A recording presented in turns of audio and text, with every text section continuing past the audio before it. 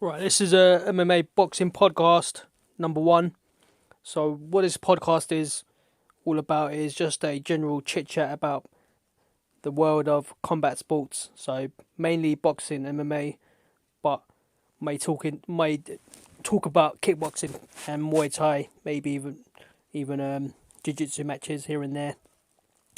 Right, this week there's not much going on in terms of the mainstream combat sports, but the only big fight happening is the bare knuckle boxing, which is Artem against what's his name, Jason Knight. That's a very good fight. It's kind of a 50-50 fight. It's a hard one to pick, but both got good chins on them. Both haven't really got any dirty knockout power on their hands, so it's a tough one to pick. I'll probably pick. I'm gonna probably pick Jason Knight on that one, but I can go either way. But I know that'll be a upset for the promotions because I know they want Lobov to win for him to fight Paulie. So we'll see what happens with that. But even if Lobov loses, they still can make that Paulie fight down the line. Maybe down the end of the year, possibly give Lobov another win, and then fight Paulie. In terms of Paulie against Lobov, I feel like I would have gave that to Paulie if he hadn't been off for so long. Like, when's the last time he fought? Probably like 8 years ago, isn't it? 7 years ago, 5 years probably minimum. He's just been doing commentating, and he's one hell of a commentator. He's probably one of the best boxing commentators out there, but he's been inactive. He's been inactive for a long time. Plus, he's probably about 40 years old, older gentleman, inactive. That's why I probably feel like Lobov might take it. And also, Paulie's more, he hasn't got power, he's more just a jab fighter. Lobov, even though he's lost the last 3 fights in a row, he's been active, he's younger.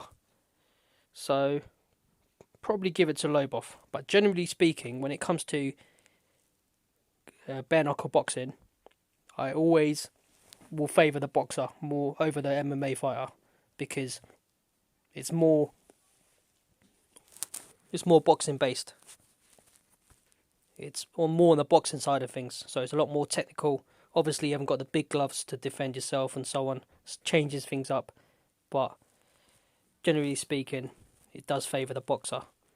And I feel like the names I've seen on the bare knuckle boxing roster seems to be more MMA fighters. So, but I like what they're doing with the new. It's basically they're basically. I know they're not creating a new sport, essentially, because bare knuckle boxing has been around, but they put it on the sort of like the mainstream. First time I can think of where that's happened, so that is good. The more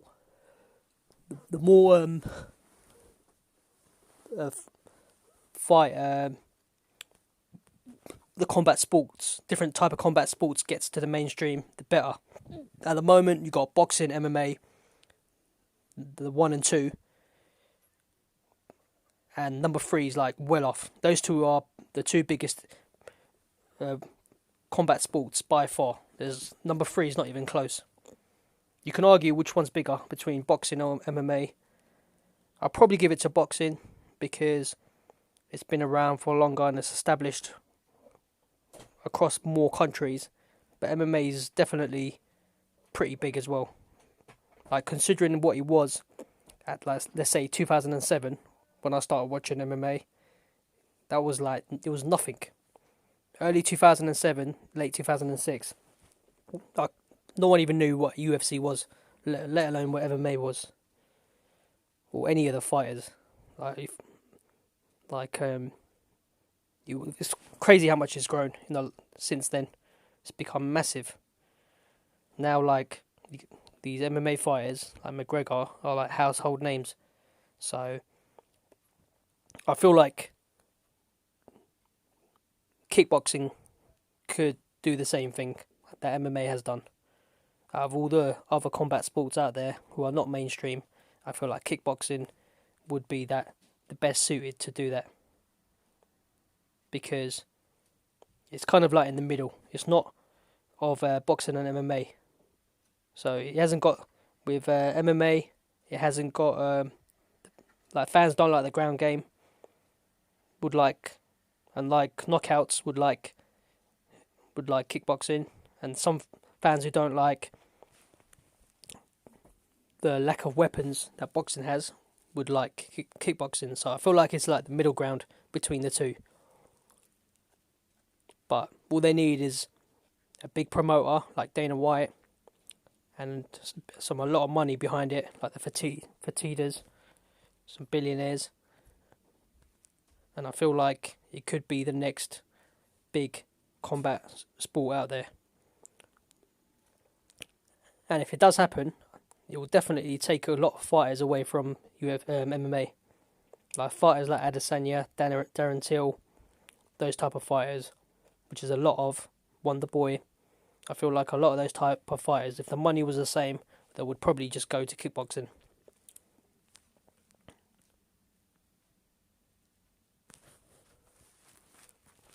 But who knows if that will happen. At the moment, there's with kickboxing, there's biggest promotion out there now is probably Glory. I think Lion Fights does more Muay Thai, or similar to Muay Thai, but Glory is probably the biggest promoter in the world, and it's not even that big at all. Bellator does some kickboxing fights here and there, and then there's a Euro league out there, which I can't remember what it's called, where Mohamed Jarai come out of.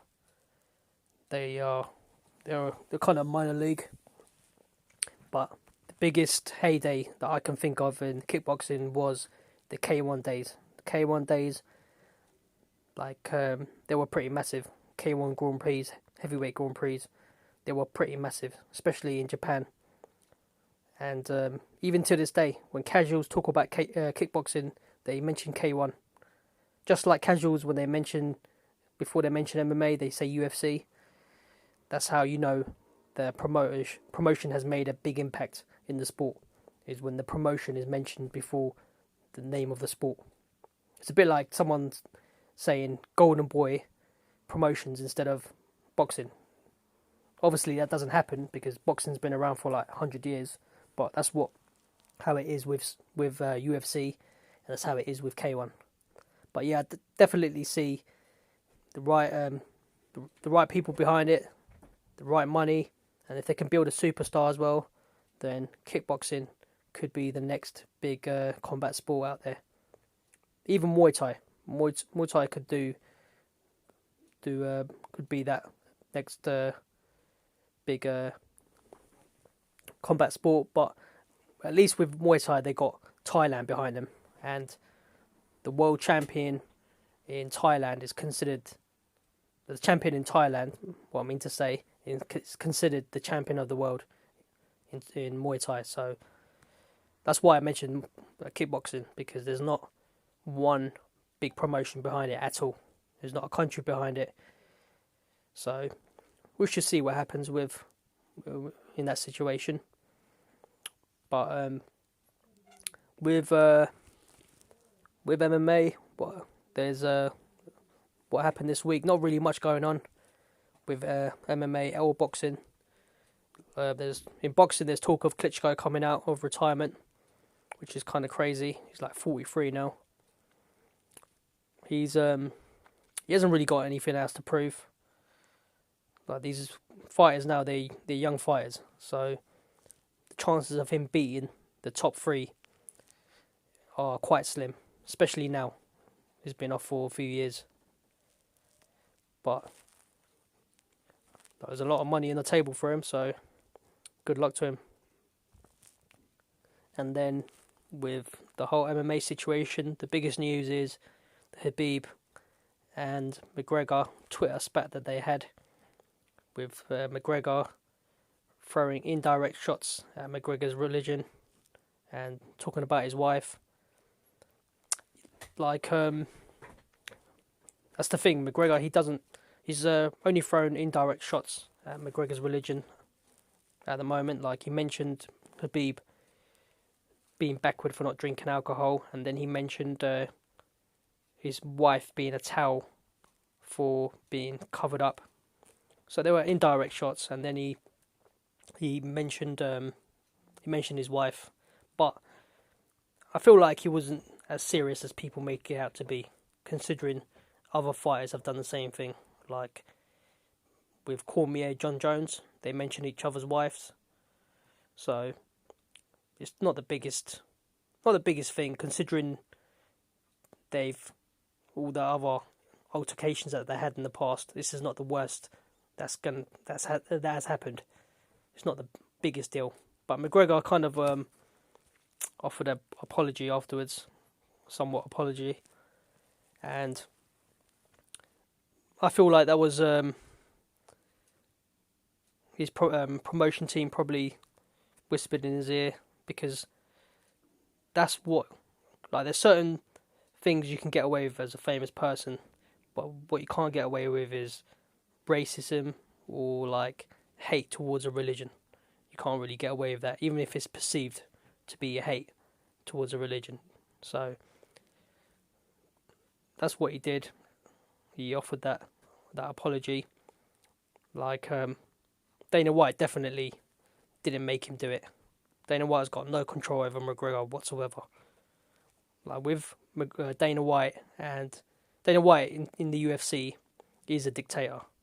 He's the boss, and whatever he says goes for the most part. And the fighters he controls, and the fighters he reprimands, and he can make fighters do and say certain things. But not with McGregor. McGregor's different. With him, he's a partner with the UFC. The amount of money he's made for the UFC, we're probably talking like billion plus, because of the sale. I feel like the sale he made, the sale that happened with the UFC, I would say McGregor probably contributed at least $1 billion to that.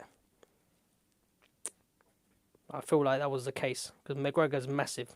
There's no one even close in terms of the amount of pay-per-views he sold. Like 2.5 billion, a million, I mean, pay-per-view. That's massive. That is huge. I think Brock Lesnar's biggest fighter to in terms of pay-per-view was like 1.6. So that's a massive difference. And on top of that, McGregor's like hitting 1.6, 1.3s on a regular basis. Like, no fighter can say that. No fighter has really done that. Like, I think they said like 5 out of 6 top pay-per-views in UFC history was McGregor's doing. So he is massive. He's a massive superstar, and he's obviously let the money and the fame get to his head. Like, he's not as hungry as he was. Like, if you see listen to how he used to talk when he was coming up for the title, he was different. He sounded different. He was hungry. Now he's got so many yes men around him. His ego's gone off the gone on the roof, gone up the roof, gone off the charts, and all that coke, all that money gone to his head. He's just lost the plot. So who knows if he will be the same fighter ever again. But he's definitely not retired. Never take a fighter saying they're retired seriously until they get themselves out of the USADA testing pool. That's the only time you can take him serious. So yeah, that's what it is regarding McGregor's situation. Like, he's definitely not retired. It was a negotiation tactic with the UFC. Like I said, they're partners, but they lock horns sometimes, just like they locked horns at UFC 200, because McGregor wouldn't go to the press conference, even though Brock Lesnar never did, and he fought on the card, even though Ronda Rousey never did in one of her last fight. She never went to no press conferences. That wasn't a problem with either fighter, but McGregor. With McGregor, he Yeah, it was a power move for the UFC to take him off the card, and that was that. He retired. He said he retired then. Didn't take him serious then. Didn't take him serious now. And what could also be the case with McGregor saying he's retired was because of the whole rape allegation being published in the New York Times. It was a similar sort of time to him saying he's retired. So that kind of took away some of the steam from the story. So, but I feel like he should fight. Definitely have a tune-up fight before he fights Khabib. Someone like a Cowboy or even a lower level fighter. I don't see anything wrong with that. Just like the boxing model, they fight lower level opposition from coming off a loss, coming off a layoff. I don't see why that should be a problem with MMA. So even if you fight someone like a Diego Sanchez, which is almost a guarantee to win, I don't see that being a problem. Even lower, like someone like real low, I wouldn't have a problem with. I feel like doesn't matter who you put McGregor with now, his next fight, it would sell 1 million minimum. But yeah, Khabib and Conor will need to fight at some point in the future to completely settle their differences. In terms of like business, it would be good if McGregor wins the rematch for business only. Because if the first pay-per-view done 2.5 million, the second one probably will do similar. After the whole altercation from the last fight, it's like ongoing. So I feel like the next fight will probably do 1.9 or to 2 million. And if McGregor wins, the third fight will probably do another 2 million. So, but I don't think he'll win. I don't see Khabib getting beat by McGregor. Just stylistically, he could get caught, but it doesn't seem likely. Especially now, McGregor in his prime back in the day would have had a more of a chance, but he's not hungry anymore. He's not as active. He's lost. He's just not as focused. Doesn't seem like so. Doesn't seem likely McGregor will be the guy to beat Khabib. And he even got caught like in his own game. McGregor was the first time he's ever been dropped in his whole career, pretty sure, was by Khabib, a wrestler. So that definitely hurt his ego. So in terms of who Khabib's going to fight next, it seems like it's going to be Holloway and Poirier winner, which I think Holloway should win that. And I feel like Holloway would beat any other fighter in 155 except for Khabib, stylistically. I think I'll probably favour him to beat Nate Diaz, possibly. Nate Diaz will be an interesting fight. But I'll pick him to beat Ferguson. Ferguson, who knows if he's coming back though, with his brain problem he's been having. Plus he's getting older, Ferguson. So, like Ferguson, Khabib in there a few years ago, that would have been interesting. But now, I'm probably picking Khabib. But that fight's cursed though. 4 times it's been cancelled.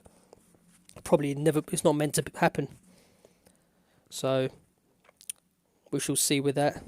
But even if McGregor does retire, he's going to go down as one of the great fighters. Especially at 145, I'll probably say he's one of the best ever at 145. A lot of fighters, a lot of people don't like to give him props because of his antics, but you have to say it how it is. At 145, he was one hell of a fighter. Think about who he's beaten. Poirier. Look where Poirier is now. He smashed Poirier easily. He beat Holloway. Yeah, Holloway was a 21, but McGregor was 24. But he beat him fair and square, regardless. So he beat the new era of Holloway, and he beat the old era easily in Aldo. One punch laid him out cold. First time Aldo's been laid out cold like that before. And he beat Mendes. That was like 3 weeks' notice or so on. But he still beat him. And it still was 3 weeks' notice for McGregor as well. Even though he was training for a fight a different fighter. But when you change up fighters, you, as a fighter, you change up who you were training for. So he was training for a complete different style, and he got switched up to Mendes. So props to him for beating Mendes there. And at the time, Mendes was top three. It was like Edgar, Aldo, and Mendes. They were like top three, and he beat Mendes. Only fighter he didn't beat like high level while he was around at 145 was Edgar. That would have been an interesting fight as well. And he beat Nate Diaz. He's one apiece with them two, but he's got a win over him. Close fight, the second one, but he definitely won it. And he beat Alvarez easily as well. So he's got some big names under his resume. He's got some serious wins. That's a lot of names right there he's beaten. So yeah, he'll definitely go down as one of the great fighters. He's a stand-up type of fighter. He uses his hands real well. He's got a lot of power. He uses his 74-inch reach real well. He stopped using all that flashy moves, which got him gassed out. All those spinning kicks and so on, which didn't really land, just gassed him out. So he's learned to stop doing that. His takedown defense has improved a lot with Khabib. I just feel like his cardio isn't great. He seems to just get gassed in later rounds, and then I don't know if he just gives up, or he just his submission defense just diminishes as the rounds go on. So, but we shall see what happens with them. But I would like to see, in terms of just fights to make in the future, I would like to see Cowboy against Diego Sanchez. That's just a good, fun, old school fight. Former teammates becoming slightly enemies, so that would be a good fight. Cowboy should smash him really, but that'd be a good little fight as well. But with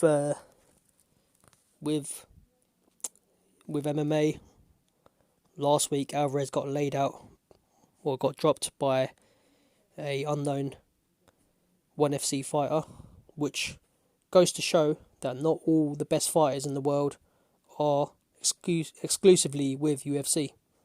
It shows once again that there's many other fighters out there in the world, in other promotions, who are just as good as UFC fighters, just as good as the UFC champions.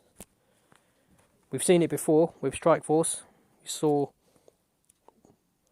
a lot of the Strikeforce fighters come in and dominate, become champions in the UFC. You can go through the whole list. You can go through like Cormier, Verdum, Barnett, Orlovsky,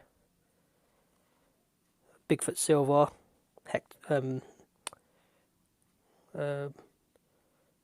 Tyron Woodley, Masvidal. We got Mousasi. Dan Henderson was there for a bit. He come back as well. Nick Diaz. You got who's the 185 beast? What's his name again? Yo Romero, Jacare, Tim Kennedy, Luke Rockhold, and then you had Cyborg, the women's side of things. Gilbert Melendez, Amanda Nunes. I'm pretty sure come from Strikeforce. Ronda Rousey, like the massive list, a big chunk of the talent, the top talent, come from Strikeforce. And before they came, I remember everyone talking like all the UFC, the Strikeforce fighters couldn't compete with the UFC fighters. That's always been the misconception, I feel like, is that UFC fighters are the best fighters in the world. It's not always the case, as we've seen with the Strikeforce fighters, and as we've just seen with Alvarez getting laid out, because before that fight he was considered like top sort of 5 in the UFC, top 5 if not top 10 in the UFC. So it goes to show that there's other high level talent out there in other promotions who just haven't got the shine, because with UFC, or shall I say with MMA, it's not a sport like football where you have leagues, you can move up and get noticed, or and so on. Unlike other sport leagues out there, you it's a lot of luck involved, and it's a lot with the fights that they are matched up with stylistically, which can propel them to the top, or it could just leave them in the mid to lower levels of the fight scene, and that does happen. Now, sometimes all it takes is for them to beat one big name, and that's what gets them noticed and gets them to the top. So yeah, that's how it is with the MMA scene. And there's obviously UFC in terms of the best promotion in terms of talent. Probably UFC is definitely the biggest promoter by far. After that, it will probably be between ONE FC and Bellator. 2 and 3. I don't know who will be 2, who will be 3 between the two. And then you got probably PFL. PFL pay 1 million for their tournament winners, so they're quite big there for being a smaller promotion. And then you probably got Rising after that, and that is pretty much it in terms of world stage. There's 5 promotions out there, 5 world champions, which is similar to boxing. Boxing have 4 world recognized world champions belts, but then if you add in the interim and you add in the regular and the super champions and so on, you could have around like 7 per division. So quite similar to boxing, but I feel like the other fighters and other promotions should get their praise as well. It's not all about UFC champions, UFC fighters being the best. It's not always the case. And you got to remember, some of these UFC champion who became champions, they were in other leagues before. And if they signed a long contract with the other leagues, who knows, they might have just stayed there. They would not have been considered the best. Like Kane, I think he was a Strikeforce fighter. He had 1 Strikeforce fight before he come to the UFC. So, but yeah, it just shows. It just shows there's other top talent out there in the world, and a lot of good fighters out there in the world. So that's what it is. And I would like to say that as well. I feel like jump into another topic is weight cutting. I'd like to mention that weight cutting, I feel like, needs to be addressed, because it's a big problem. I feel like weight cutting is a bigger problem than steroids. Reason being is, if you look at the stats, there's more people that have died from weight cutting than they have with steroids. Like, no one really knows what steroids is doing directly in MMA. Not like there's like, it does obviously help with recovery, and it does indirectly help them become better fighters. But with weight cutting, it directly kills fighters. It killed the ONE FC fighter, which resulted in them changing up the weight cutting rules. And I think it's killed a few other fighters in Brazil as well. And there's been very close encounters in high level fighters, including fighters in the UFC. Off the top of my head, Khabib, he had to go to hospital, his fight got cancelled. Burrell, he collapsed. Uriah Hall, he collapsed as well. Some of these guys almost died. And I'm telling you right now, if the UFC don't do nothing about this weight cutting situation, sooner or later someone's going to die, and blood will be on their hands, because I can see a lawsuit coming their way if they don't do nothing about this weight cutting situation. And weight cutting, I consider weight cutting a form of legal cheating, just like TRT was legal form of cheating. weight cutting is as well, because unlike boxing, with MMA, weight plays quite a big factor. There's weight classes for a reason.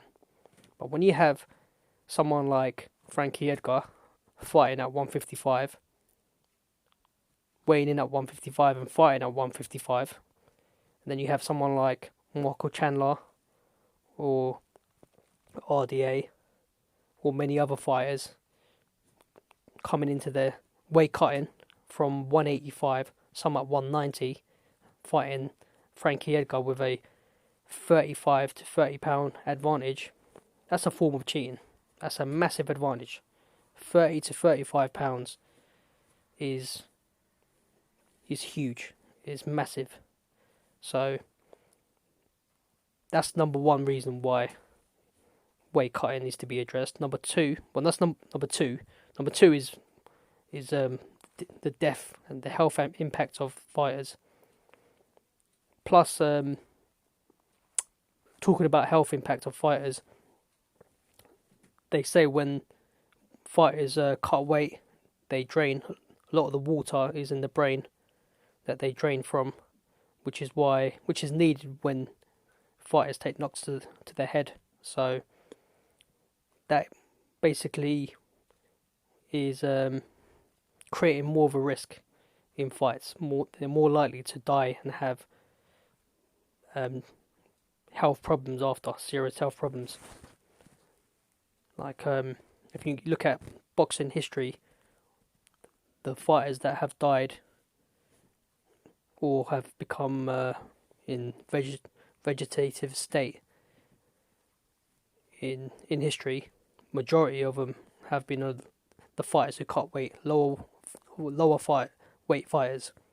Only heavyweight type of fighter I can think of who's been damaged from a fight permanently is that Dagestani or Chechnya fighter. Forgot his name, but probably like 7 years ago he's basically become vegetable in a vegetative state. He still hasn't recovered, unfortunately. So, but yeah, that's the problem. Plus, on top of that, these fighters, when they're weight cutting, instead of focusing on the fight itself, training for the fight, a lot of them are focusing on weight cutting, which takes away from the performance of the fight. So you result in you having worse performances from fighters, which results in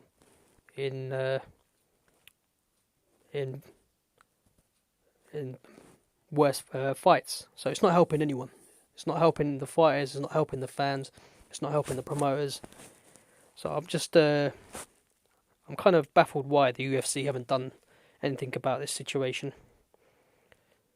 So my advice to the UFC would be, I know they want to get rid of 125 division. They've been talking about it for a long time now, and it seems like it's going to happen.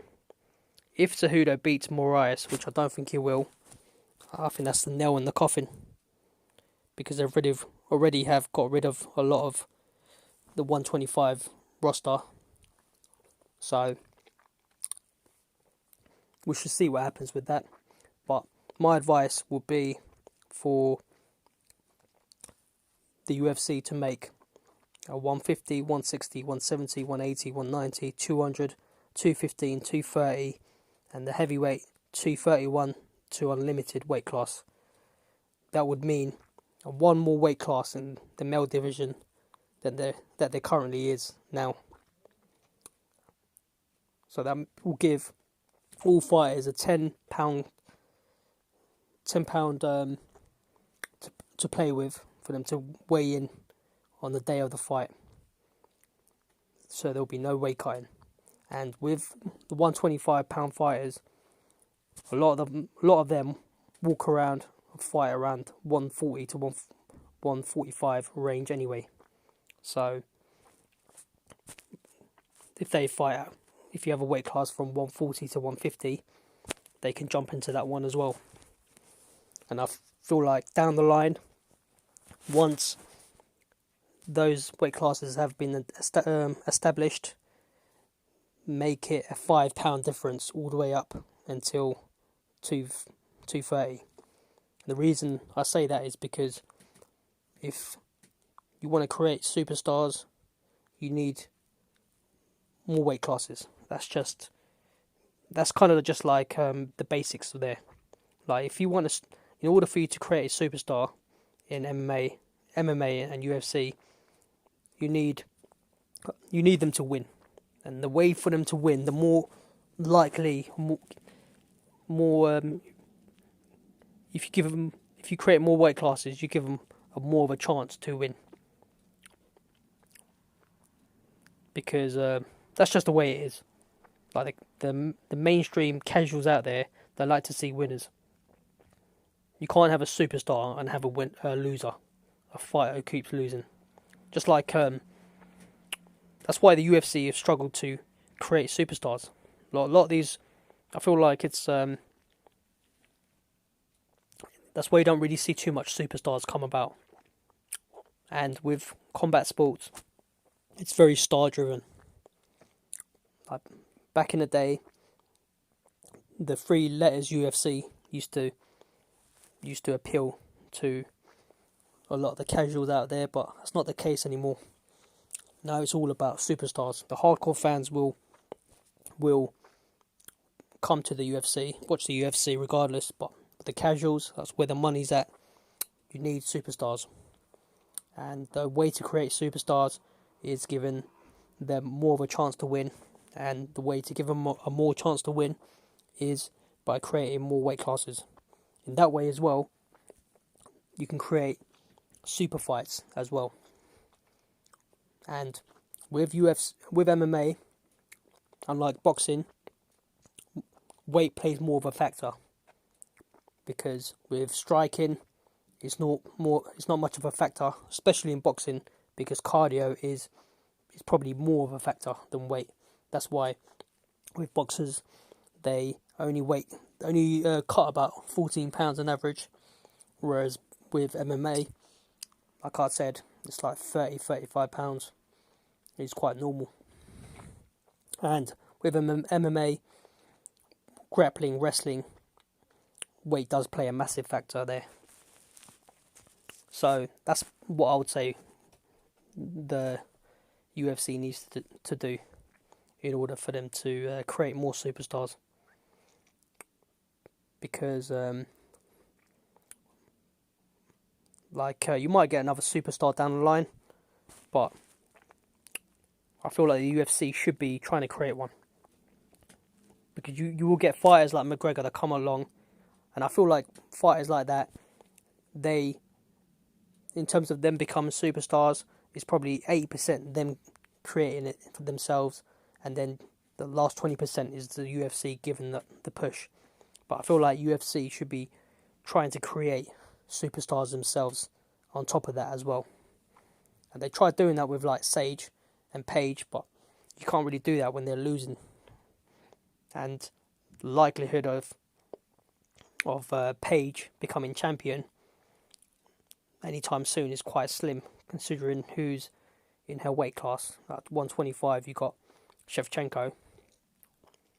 I suppose if Shevchenko becomes a bit older, she might lose her skills and then she could become champion, but at the moment, she ain't beating Shevchenko at 125. And then you got that female Khabib. What's her name? Was it Suarez? Tatiana Suarez at 115 as well. So she looks like she's going to be future champion there quite soon. We'll just see what happens. But yeah, that's my advice for the UFC in terms of weight classes and weight cutting. Make it £10 and then make it £5 eventually after that as well. So yeah, that's what my stance is there. In terms of in boxing, you got Joshua fighting Miller, and you got the whole situation with Wilder Joshua not fighting, it's just becoming another Mayweather-Pacquiao situation. They're going to end up fighting possibly when one of them loses, when they're past their prime. That's the problem with boxing. Problem with boxing is it takes too long for a fight to happen. The problem with UFC is a lot of the times is the fights happen too quick. They don't let the fight marinate long enough. So prime example of UFC doing that is doing instant rematches, which basically ruin fighters. Because if a fighter has been on a run, and let's say has been unbeaten even, and then they lose for the first time, their confidence is diminished big time. And confidence is a massive factor when it comes to getting the best fighter. So it's like Anderson Silva. He was a complete different fighter from the first time he fought Weidman to the second time. Ronda Rousey, first time she's been knocked out. I think it was incompetence from the UFC to give her someone like Amanda Nunes. That's the problem with the UFC, is they don't give tune-up fights. They don't give tune-up fights for when fighters lose, or when they've come from a long layoff. They don't do that, which I think is wrong. Basically, they just throw the fighters to the wolves. And then you get situations like Weidman when he loses like 4 in a row. And that's a problem. I think that's a problem. They just make fights happen too quick. And whereas boxing, like I said, it takes too long. So there's like, with the UFC and the boxing, they're kind of like the opposite end of the spectrum, spectrum in terms of making fights. So I feel like if it was in the middle, somewhere in the middle would be better. But with UFC, I just feel like they do a lot of things wrong. Like with Dana White, I'm assuming he's the one in charge. I feel like he's had his run. He's done what he's done with the UFC, basically creating the sport mainstream across the world. He's done a fantastic job building it up. But I think in the last 5 years or so, I think his time has passed him. He's done now. I think that's the case with generally leaders. I feel like they need to change it up.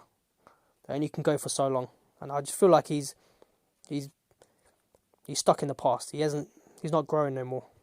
He's not growing the sport no more. Like when he first come on the scene back in the day, it was different. The way he was talking about it, the sport. He was talking about growing the sport, and I feel like he's completely lost touch now. It's all about just money at the moment. Just money, quick money. He's not thinking long term. So another thing I don't like about the UFC is they're not doing nothing about the weight cutting. That's biggest problem. The second biggest problem is the gloves. How are they letting fighters eye poke, causing serious injury, changing the course of fights? How are they not doing nothing about the gloves, which they can do? I don't understand why they just don't use the Pride style gloves. Them gloves there are like curved, so the fighters can't stick their hands straight out. Why don't they just use that? There's been talk of them creating a new glove, but how is it taking this long? But it does change the course of fights. Like it's happened many times before. The biggest example I can think of is Ponzinibbio against Gunnar Nelson. But it happens over and over again. It happened recently, last week, with what's his name, Barboza and Michael Gaethje. So, and people like to brush it off of the losing fighters making excuses, but I think it's a genuine excuse. If you can't see from one of your eyes, that diminishes you big time. You can't see what's coming from one side of your one side of the angle. So, and then you're more likely to get caught. So and you have to change the way you fight as well. So that's another reason why I feel like UFC's lost touch. Plus, I don't like how the UFC Dana White are basically they're like a dictator controlling the sport of mainstream sport of MMA. They control the fighters. They're basically robbing the fighters. If boxing had the same the revenue split as the UFC does with the fighters, it would be considered robbery. Dana White would be considered the Don King of MMA because that's what they're doing. I think in the talk, what people say is that in mainstream sports, the percentage, what the promoter gets of the revenue compared to the fighter is close to 50-50. And in the UFC, from speculation out there, from talk out there, it's around 80-20, or if not less. So they're basically robbing the fighters. There's fighters like McGregor who make a lot of money, but even him should be making a lot more. Considering how much of a superstar he is, he should be making what fighters like Joshua, Wilder, Fury are making, at least. At least should be making that. Like, if you compare the fighter salaries between the two sports, it's not even close. Right now, boxing is smashing it in terms of the money that they're making. Like, if we go through the whole list, like Fury, Canelo, Wilder, and Joshua, all four of them are making between 20 to 30 million per fight. That's 4 fighters right there. Can't say that for MMA. Only fighter who's making anywhere close to that is McGregor. And I don't think he's even making that much. He's probably going to make 20 million at most, but there's been talk of him making like 10 million. So, apart from that, who else there's no other fighters out there making anywhere close to that. John Jones is probably making like 5 mil or something like that. A few mil here and there. But I don't think any other fighters out there in the UFC or even MMA are making 8-figure salaries. And then you got other fighters out there who are making good money, like you got making 7 figures is like fighters like Pacquiao, Broner, Furman, Dylan White, Spence. There's fighters like that who would make 7 figures. So generally, as a whole, boxers make way more money than MMA fighters. So if you want to be a fighter, it makes more sense to go and make money. Boxing is the way to go. So yeah, that's what it is with MMA and boxing. And yeah, that's what it is. Dana White's just robbing the fighters. Plus, the problem with MMA is that, like I said, Dana White is like a dictator. Not only does he control the money, he also controls the fighters, and he controls who gets a title shot, which is basically wrong. That shouldn't be the case. Like, I feel like the Muhammad Ali Act should come into place with the UFC and break that up. There's way too much power, too much control in one area. You don't really see that with other sports. There's always the multiple entities involved who share the power. Like with football, you got the FA, you got the players associations as well. You got the FIFA. So it's all like multiple entities there involved with sharing the power. But with MMA, specifically UFC, they got the majority of the power. They decide who gets a title shot and who doesn't. That's why the way the UFC is structured, like back in the day, Dana White used to talk about making the UFC a sport and so on, but it's not going to be a sport if the fighter who deserves the title shot doesn't get it. The UFC decides who gets the title shot. So you can get fighters who are on a 7-8 fight win streak who deserve the title, but if the UFC doesn't like the fighter, they're not getting it. So that's where the problem lies.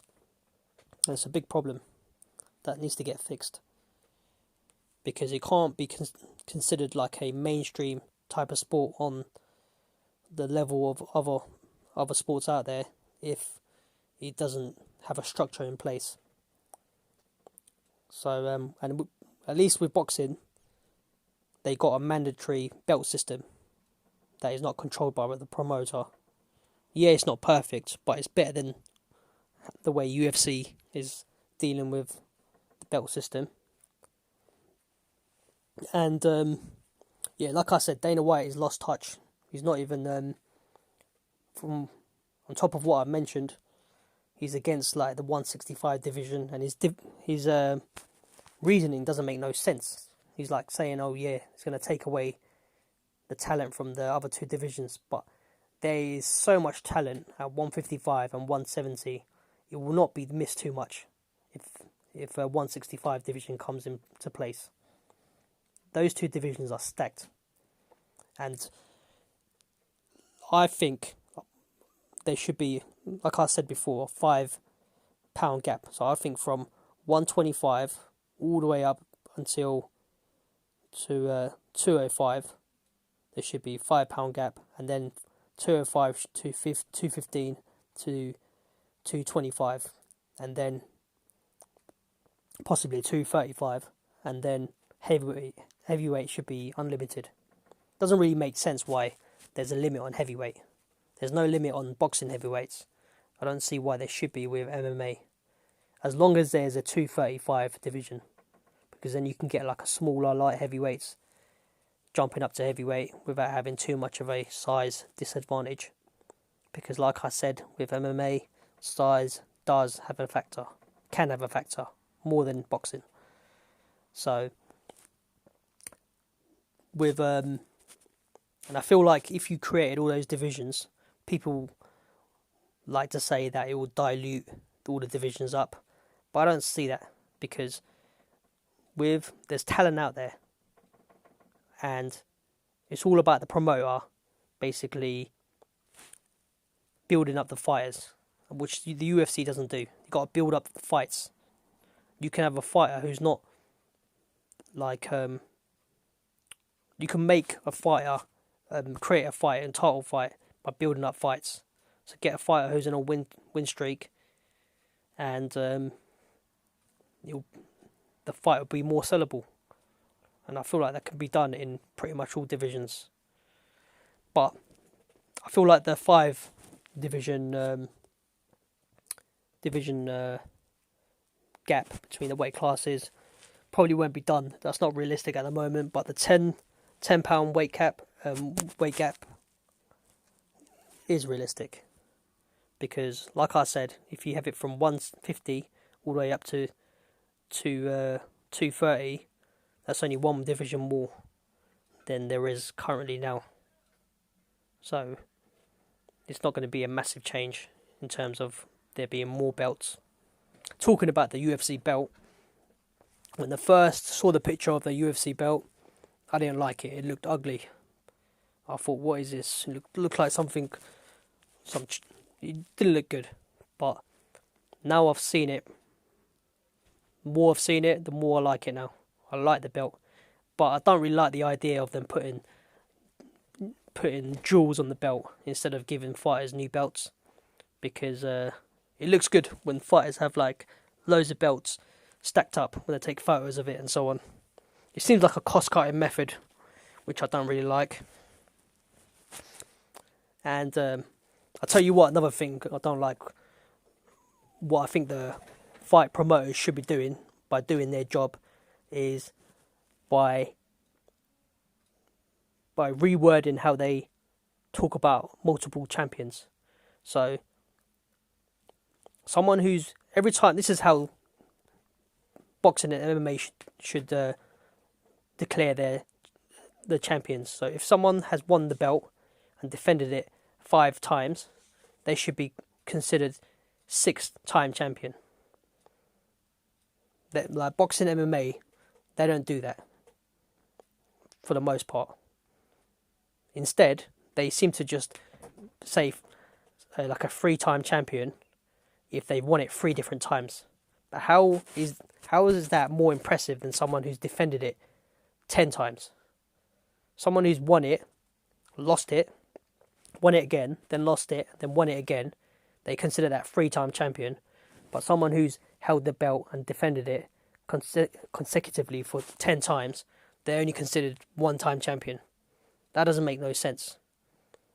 They should, every time a fighter wins a belt, a title fight, they should be considered, another number should be added to the number of times they're champion. That's how it should be. That's where boxing MMA goes wrong. And another way, that's the promoter's fault there. That's the promoter's job. At the end of the day, the promoter is there to promote the fighter. And they're doing a disservice, and it's their incompetence when they can't seem to get that right. Just like basic knowledge right there. And another way the UFC, Dana White, are not doing their fighters right by promoting properly is by when they say 2-division champ. Like, example would be someone like when they fought in multiple divisions. Someone like McGregor, he fought at 145, and then he fought at 170. But the UFC, when they were talking about that too, when he was fighting Mayweather, they mentioned he fought at 3 different weight classes. But you can't be saying it like that, because in boxing, in UFC, when he fought 145 to 170, that's 25 pounds, right? But in boxing, 3 different weight classes, in terms of how much pounds weight he actually moved up in, is a lot less than that. So if you fought at 147, and then he fought at 154, then he fought at 160, that is only 13 pounds. So for Dana White saying McGregor fought in 3 different weight classes, that's 25 pounds in UFC, but it's only 13 pounds in boxing. So if you're talking to the mainstream casual fans who have grown up in boxing, so they know the boxing weight classes, and you're talking to boxing fans, you shouldn't be saying 3 different weight classes or 2 different weight classes. You should be talking about how much pounds that is, because then it really shows how impressive that weight jump was. And McGregor fighting at 170 was a massive jump from 145 to 170. That's massive. That's why these jumps are massive. When these MMA fighters become 2 division champs and so on, that's a big feat, because it's a massive jump. It's not like boxing where it's like only 7 pounds or 5 pounds. That's why these boxers, like you get Pacquiao, who can do like 8 division champ. That's impossible in MMA. No way you can do 8 division champ in MMA. That's why the promoters need to highlight that and not say 8 division champ or 2 division champ. They need to say how much weight that they jumped up in terms of how much weight in pounds. But that's the promoters there for you doing a bad job.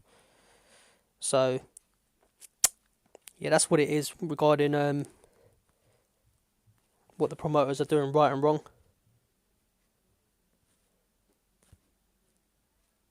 And that's the situation there.